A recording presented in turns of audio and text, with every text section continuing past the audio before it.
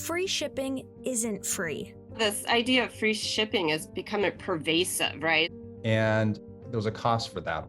It's just a psychological thing that people see that word free and it takes away one barrier to having them purchase. That's all. There were over 131 billion parcels shipped worldwide in 2020, and parcel shipments are expected to double again in the next 5 years, possibly reaching 266 billion by 2026. The big carriers like FedEx, UPS, and even Amazon are making a lot of deliveries, and none of those packages are being shipped for free.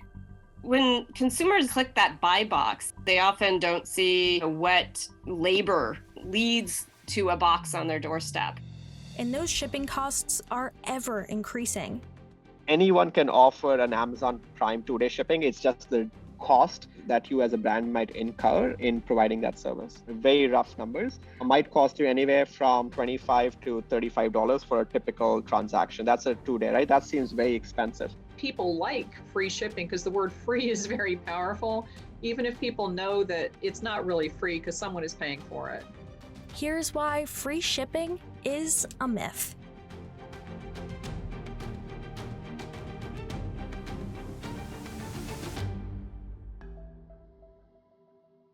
Answer to who's paying for it, it definitely depends. And it depends on a plethora of factors around how expensive is the particular item. As a brand or an e-commerce entrepreneur, what are my margins on that particular order? And third is how much actually for me is the cost of shipping. Oh, the seller is paying for the shipping. It just comes right down to whoever is selling. So if the customer is charged the shipping fee, the seller still pays for that label and the customer basically pays for the label through that fee. But if it says free shipping on the listing, the seller is still having to buy the label. The seller is subsidizing part of it or maybe the whole thing. I have free shipping on certain items that are lighter, like things that I can basically control and estimate how much it's going to cost. Kara has been selling her products on Etsy since 2011, and now she takes to YouTube to help other online sellers maximize their profits. I just figure out how much is it going to cost based on the size and the weight, and I either decide, well, I can eat that cost, or I'll have to add some of it into the price of the item. Etsy's free shipping initiative launched in 2019. It includes tools and support for sellers to help guarantee free shipping on orders of $35 or more for U.S. buyers. As of December 31st, 2021, 67% of sellers' items on the Etsy marketplace offered free shipping to U.S. buyers. Etsy isn't the only company helping sellers calculate shipping costs. I'm Drew. I'm one of the founders and the CEO of ShipBob. We started the business almost 7 years ago now with the idea to help bring best-in-class logistics for small to mid-sized e-commerce businesses.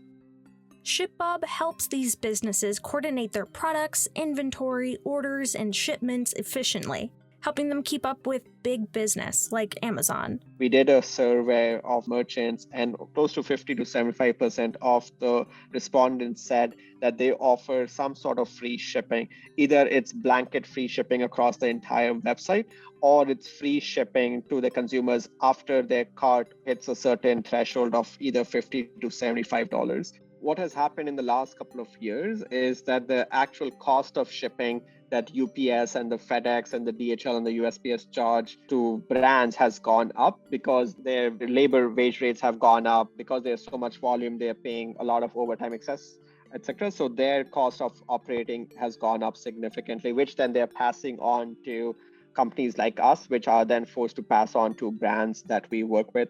Delivery giants like FedEx and UPS both said rates would go up an average of 5.9% next year across most services. Companies like Amazon, Walmart, and Target, even Etsy, benefit from economies of scale. These big players are generating so many online sales, putting them at an advantage to achieve bulk discount rates. Most of the time, these companies will negotiate a price with the Postal Service. So they go to the post office and they say, we are shipping, X number of packages. We're going to be buying this number of labels. And because they have so many people buying labels from Etsy shipping labels, they can negotiate the lower rates. These rates are not publicly disclosed, and Amazon, FedEx, UPS, and USPS either declined to be interviewed or did not respond for comment. However, Kara helped us break down how some of these costs may compare. Here's an example of a lightweight 4-ounce package going cross-country. The retail rate, what you might pay at the post office, is $5.50. Kara says Etsy charges a commercial rate of $4.15 to sellers. In another example, a heavier 1-pound package shipping priority cross-country, shipping would cost Kara $11.60 at that retail rate. But buying the shipping label through Etsy brings that shipping rate down to $9.68. Etsy told CNBC that without access to item level and logistics information that it couldn't confirm these numbers. ShipBob negotiates bulk discounts from UPS, USPS, FedEx, and DHL for both domestic and international rates across different service levels for any customers using their platform. Amazon is a unique player in the e-commerce game for so many reasons, but one is that it's heavily invested in its own transportation and logistics business, so that it could rely less on UPS and USPS. And same for Walmart and Target. Recently, they all have announced some ways that they are also getting into transportation simply because they have enough volume. In 2019, Amazon was delivering 47% of its own packages. In 2021, that number soared to 72%. Amazon's other strategy to lower shipping costs is to place warehouses of inventory to lessen the distance a package has to ultimately travel. By placing inventory strategically across maybe 6 to 7 different locations, you can cover 90 to 95% of the US population within 2 days. According to ShipBob, its clients have seen that distributing inventory across several fulfillment centers can reduce shipping costs by 25% and bring a 13% cost savings to their bottom line. Not only do they get delivered faster, but UPS and FedEx charge you less for it because, it doesn't have to go through their entire infrastructure. And so that's really how Amazon and the Walmarts of the world have made it possible to offer free shipping to their consumers. Despite all this, shipping is super expensive for every player in the game, even Amazon, which still primarily outsources costly rural deliveries to USPS and outsources that expensive last-mile portion to small delivery contractors. What does this mean for small business? Well, it's harder to keep up. Even in the US, if I ship from the East Coast to the West Coast, it costs maybe 50% more depending on the size of the package than if I'm just shipping from the East Coast to the East Coast. So you can't really plan 100% for how much things are going to cost when you ship them. And that makes it difficult to 100% offer free shipping because a lot of times you end up with no profit if you're not really careful. The cost of shipping goes beyond what is easily quantified. Hidden costs include exploitation of workers, lack of unions, small business closures, and the impact on the environment. Some of that labor that goes into delivering goods to your doorstep happens within warehouses and distribution facilities. And blue-collar warehouse workers do a lot of back-breaking labor. Research has shown that Amazon has a very high injury rate, even higher than the industry on average, which is saying a lot because it's a rather dangerous industry in terms of workplace injuries and accidents. The interviews that we collected with warehouse workers in the Riverside and San Bernardino counties were reporting all sorts of back injuries, muscle sprains.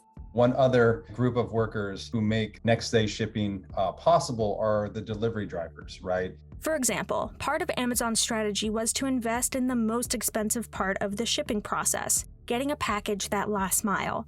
Part of this is completed by Amazon Flex drivers, which are individual gig workers who make between $18 and $25 an hour, driving routes on demand. Then there's the drivers working for Amazon's delivery service partners, aka the DSPs, which are smaller independent companies that contract with Amazon. What I think a lot of Amazon Prime members and consumers don't realize is that these workers who are delivering the goods to your doorstep on the next day or the same day do not work for Amazon. Their employers are small trucking companies that Amazon instead puts all the liability on these small firms that have, let's say, 40 vans. So instead of hiring drivers, Amazon hired small companies, and this was a key aspect in preventing unions and preventing responsibility of those workers. The DSP program started in 2018, with Amazon offering $10,000 to incentivize current Amazon employees, veterans, Black, Latinx, and Native American entrepreneurs to launch a DSP. There's now more than 2,000 DSPs in the US. So these workers, we can compare them to similar job, whether it's United States Postal Service workers or UPS workers, those are both union jobs. And Amazon has now built this massive infrastructure based on these contingent workers who have far less rights, far less coverage, and if you include benefits, make less than half of what your average Teamster does per hour. The disparate impacts of warehousing. And those impacts affect small businesses. As we mentioned, many of those have been under pressure closing because they can't compete. In a 2019 survey, 3/4 of independent retailers said Amazon's dominance is a major threat to their survival. And then on top of that, there are environmental concerns as well, right? Warehouses often are clustered together, concentrated in certain regions, like the Inland Empire, as well as neighborhoods that tend to be low-income communities of color. One study shows transport will be the biggest source of new greenhouse gas emissions in the decades until 2050. In absolute terms, Amazon is the largest emitter of greenhouse gases, with total emissions measuring over 60 million metric tons of CO2 equivalents in 2020. And the impact is that, it pollutes the air, right? All those deliveries going out to deliver goods means a lot of air pollution.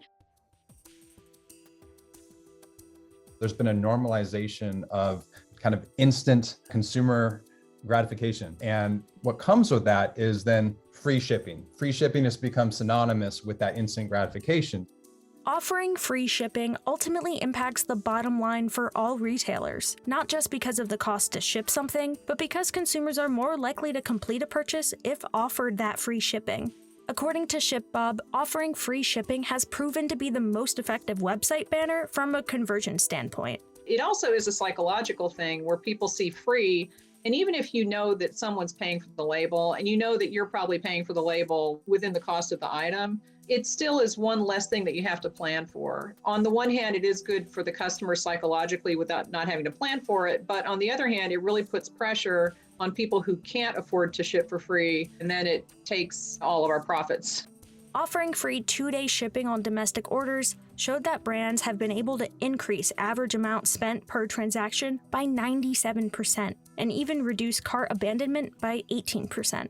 Many people today have low to moderate incomes, right? And even middle class families are often sort of struggling to pay all the bills. I think many consumers are trying to cut costs in different ways. I think also people don't really stop to consider what the costs are. We wanted more and more people to really sort of pause and think about what is it that we're doing in our society to each other as we consume,